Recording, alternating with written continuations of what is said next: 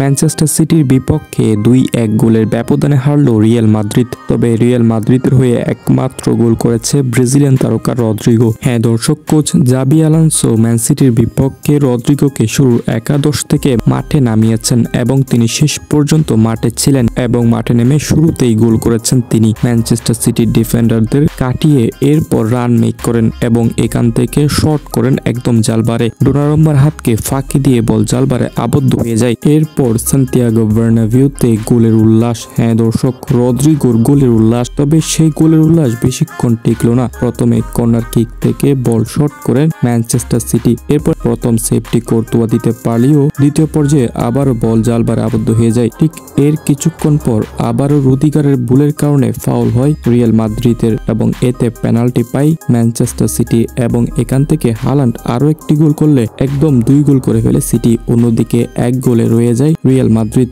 এবং প্রথমার্ধ 2-1 গোলে শেষ হয়ে যায় এবং দ্বিতীয়ার্ধে মাঠে নেমে আবারও খেলা শুরু হয়, কিন্তু আর গোলের পরিবর্তন হলো না। ঠিক 2-1 ফুল টাইম শেষ। দর্শক, ম্যাচটিতে রদ্রিগো দুর্দান্ত খেলেছে, পুরো ডোমিনেট করে খেলেছে ম্যাচটিতে। তবে ভিনিসিয়াস জুনিয়র অনেক সুযোগ মিস করেছে।